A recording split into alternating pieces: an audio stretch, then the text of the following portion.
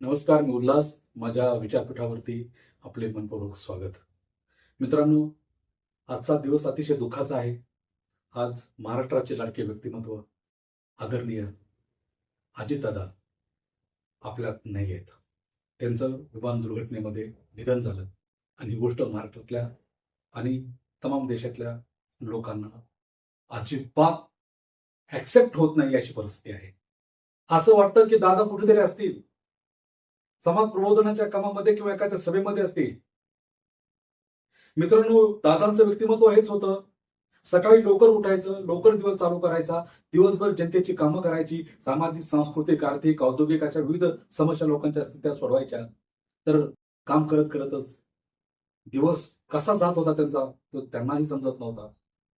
दिवस रात्र मेहनत घेण्याची जी भूमिका आणि तो आदर्श त्यांनी जो महाराष्ट्राच्या समोर, देशासमोर ठेवलेला आहे, तो अतुलनीय आहे, अलौकिक आहे, अनेकविध आहे आणि अद्भुत आहे. हे अजितदादा महाराष्ट्रामध्ये इलेक्शन निवडणुकीच्या माध्यमातून लढत असताना त्यांनी कधी कुणावर अशा पद्धतीची टीका केली नाहीये की जेणेकरून त्या विरोधकाला सुद्धा दादांबद्दल अनादर तयार होईल. अजिबात नाही. त्यांचे विरोधक सुद्धा दादांबद्दल आदर ठेवायचे. दादा म्हटले की विषय संपला. दादा बोलतायत ही गोष्ट विरोधकांनी कधीही डोक्यात घेतली नाही. ही या महाराष्ट्रातल्या राजकारणाची एक वेगळेपणाची गोष्ट आहे. राजकारण असं करावं की समोरच्या विरोधी पार्टीला सुद्धा वाटलं नाही पाहिजे की दादा मला रागवतायत, समोरचा नेता माझ्या पुढचं खोबरं करतोय, कुठंतरी माझी खेचतोय. अशा पद्धतीची भूमिका ते कधीही त्यांच्या भाषणात घेत नव्हते. उलट त्यांच्यावरती टीका झाली तर ते म्हणायचे मोठा आहे, जाऊ द्या, सोडून द्या. कारण ज्यांच्यावरती टीका होते त्या माणसाकडे कर्तृत्व असतं, वक्तृत्व असतं, प्रभुत्व असतं आणि नेतृत्व असतं. आणि म्हणून मोठ्या मनाने विरोधकांनी किंवा एखाद्या साध्या कार्यकर्त्यांनी केलेली टीका सुद्धा स्वीकारून जनतेच्या प्रबोधनासाठी आणि जनतेच्या हितासाठी रस्त्यावरती उतरण्याची ताकद फक्त अजितदादांकडे होती. जेव्हा महाराष्ट्रामध्ये लोकसभेच्या निवडणुका सुरू झाल्या तेव्हा एक घोषणा आली होती, बटेंगे तो कटेंगे. युपीचे मुख्यमंत्री योगींनी ती घोषणा दिलेली होती. त्यामुळे या घोषणेवरती संबंध बीजेपी कामाला लागलेली होती. मात्र अजितदादांनी सांगितलं ही घोषणा बचेंगे तो कटेंगे आमच्या महाराष्ट्रात चालणार नाही. आमच्या महाराष्ट्रामध्ये फक्त फुले शाहू आंबेडकर यांचाच विचार चालेल. या महान पुरुषांची विचारधारा हा पक्षाचा आधार करून त्यांनी सावरकर किंवा आगरकर या वादात न पडता शिव शाहू फुले आंबेडकर हीच विचारधारा घेऊन अतिशय हिमतीनं त्यांनी महाराष्ट्राच्या कानाकोपऱ्यात वाटचाल केली. ही भूमिका आज आपल्याला आठवते. ही त्यांची वैचारिकता आज आपल्या समोर एक आदर्श बनून राहिलेली आहे.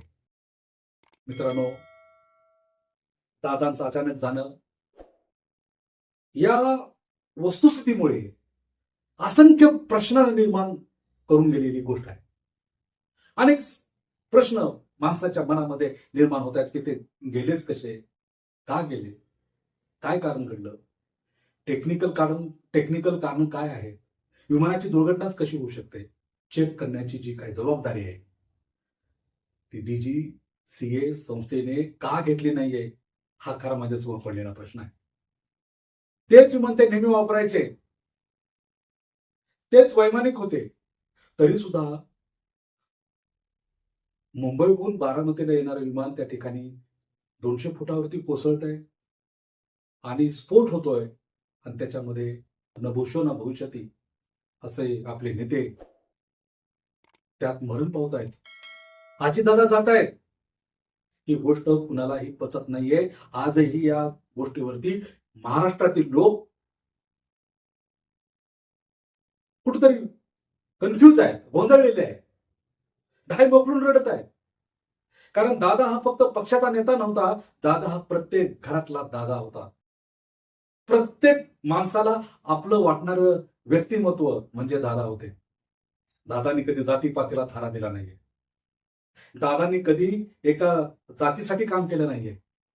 महाराष्ट्रातल्या सर्व लोकांना एकत्रित करून परिवर्तनाच्या कामासाठी सकाळी 6 वाजल्यापासून ते संध्याकाळी जेवढा वेळ जास्तीत जास्त काम करता येईल 24/7 ते करत होते. विशाल गडावरती जेव्हा मुस्लिम समाजातील काही लोकांची घरं उद्ध्वस्त झाली होती तेव्हा त्या वस्तीत जाऊन त्यांनी त्यांना दिलासा दिला आणि शासनाच्या वतीने मी तुम्हाला घर देतो अशा पद्धतीचं आश्वासन त्यांनी दिलं. अल्पसंख्याक वर्गांना ते आपले वाटत होते, बहुजन वर्गाला ते आपलेसे वाटत होते आणि म्हणून त्यांच्या या अचानक निधनानं अनेक प्रश्नांना निर्माण केलेला आहे. याच बाबतीमध्ये पश्चिम बंगालच्या ममता बॅनर्जी यांनी तर सांगितलं की ते एनडीए सोडणार होते, बीजेपी सोडणार होते. त्यांची चौकशी उच्च न्यायालयातून झाली पाहिजे, सुप्रीम कोर्टातून व्हायला हवी आहे, न्यायालयीन चौकशी व्हायला हवी आहे. त्याच्यावरती आता विरोधक कशाही पद्धतीने त्याच्यावरती भाष्य करतायत. मुलायम सिंग यादवांनी सुद्धा अतिशय गंभीर प्रतिक्रिया दिलेली आहे, याची चौकशी झाली पाहिजे. त्याचबरोबर मल्लिकार्जुन खरगे हे सुद्धा म्हणतायत ही चौकशी व्हायला हवी आहे. हे अचानक जाणं हे कुणाला न पटण्यासारखं आहे. अशा सर्वांगीण अशा गोष्टीचा विचार करत असताना महाराष्ट्र मात्र स्तब्ध झालेला आहे. छत्रपती शिवाजी महाराजांचा विचार, फुले शाहू आंबेडकरांचा विचार पक्षामध्ये घेऊन सर्व समाजाला एकत्रित करण्याची ताकद या महाराष्ट्राने अजितदादांकडून पाहिलेली आहे, अजितदादांची पाहिलेली आहे.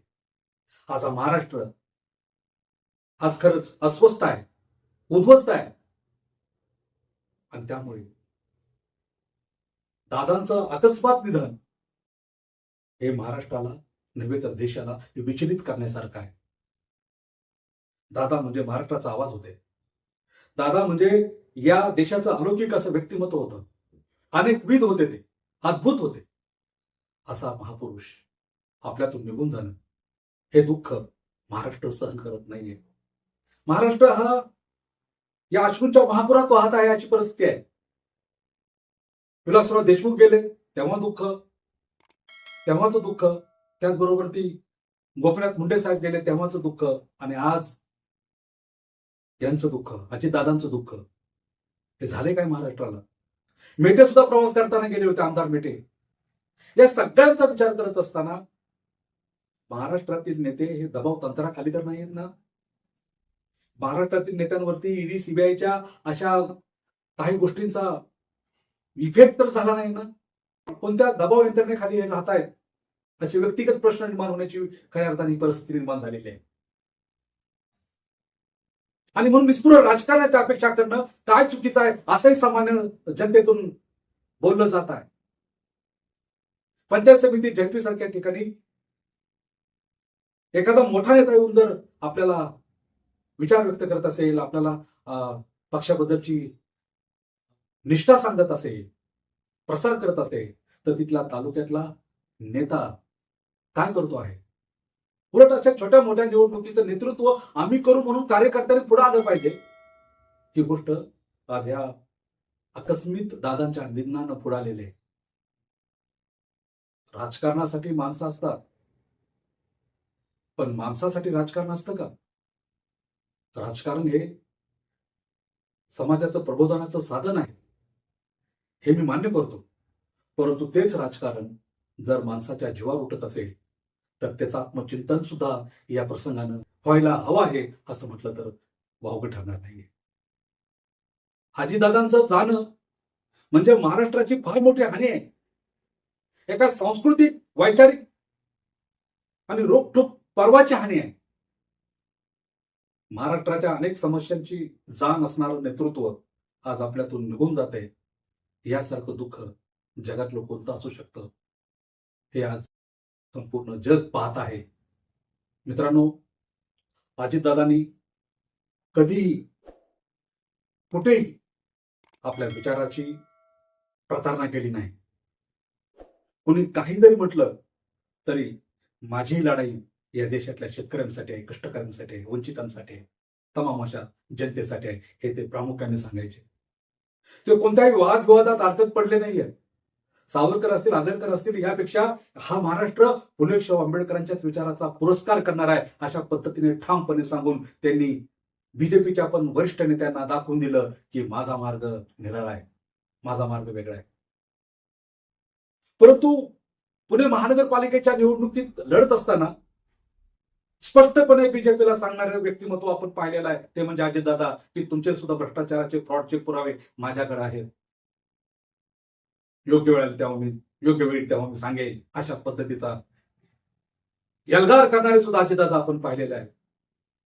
आणि त्याच्यावरती टीका होत असताना संयमीपणे स्वीकारणारे व्यक्तिमत्व सुद्धा राजकारणात कसं असू शकतं हे अजितदादांकडनंच आपल्याला शिकायला मिळतं, पाहायला मिळतं आणि एक चांगला मेसेज मिळतो. हे सुद्धा या महाराष्ट्रानं पाहिलेलं आहे. पण शेवटी मात्र त्यांनी एका सभेत बोलताना सांगितलं की राजकारण वंगाळ आहे, यात येऊ नका, शिका, अन्न पाण्याला लागा, स्वतःचं घर बघा, वेळ द्या. अशा पद्धतीचे विचार एका नेत्याला व्यक्त करावेसे वाटतात. ही या महाराष्ट्राची फार मोठी शोकांतिका आहे.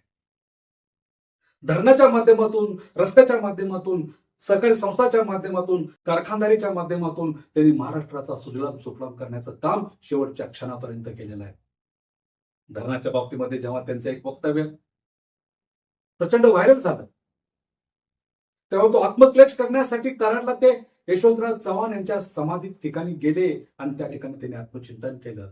चूक झाली तर चूक स्वीकारणारे आणि खंबीरपणे एखाद्या व्यंगावरती ठामपणे आपली भूमिका मांडणारे महाराष्ट्रातील लाडके नेते, तमाम या महाराष्ट्रातील स्त्रियांचा बुलंद आवाज, त्यांचा भाव, त्यांचा दादा आज आपल्यात नाहीये. ही गोष्ट जरी आपण मान्य केली नाहीये तरी ते आज अनंतात विलीन झालेले आहेत. त्यांच्या स्मृतीस कोटी कोटी प्रणाम करतो. धन्यवाद. Thank you very much.